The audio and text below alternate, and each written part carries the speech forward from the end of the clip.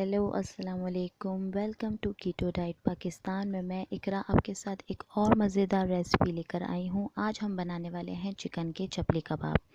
Chicken के चपली कबाब बनाने के लिए मैंने चिकन लिया है यहाँ पर 250 ग्राम्स और चिकन का कीमा मैंने लिया है। इसके अंदर मैंने ऐड किया है अदरक लहसुन का पेस्ट और साथ ही मैंने इसमें ऐड किए हैं कुछ ड्राई इंग्रेडिएंट्स, जिसमें से ज़ीरा, अधकुटा धनिया, लाल मिर्च पाउडर, हल्दी पाउडर, पिंक सॉल्ट और साथ में ही कुटी हुई लाल मिर्च शामिल की है।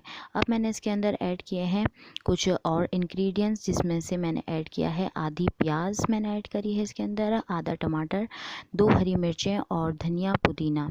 और अब साथ में मैंने इसमें शामिल किया है एक देसी अंडा।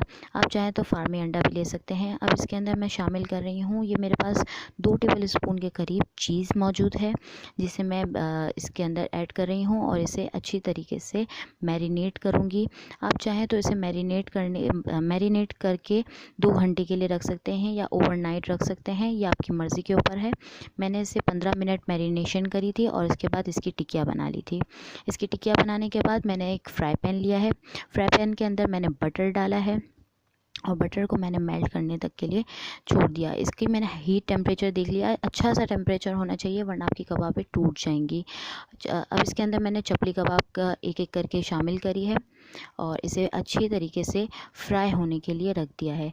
फ्राई अब चिकन का कीमा है तो इसलिए ज़्यादा टाइम नहीं लगेगा इसमें। आप इसे अपनी मर्ज़ी के हिसाब से कलर दे सकते हैं। कुछ लोग इसे डार्क ब्राउन पसंद करते हैं, कुछ हल्का गोल्डन ब्राउन पसंद करते हैं। आप अपनी मर्ज़ी के हिसाब से इसे फ्राई कर सकते हैं।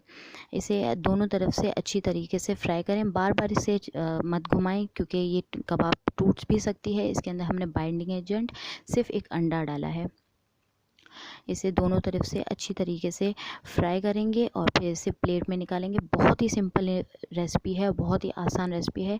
हमारे चैनल को सब्सक्राइब करना मत भूलिए। दुआओं में याद रखें। अल्लाह हाफ़िज़।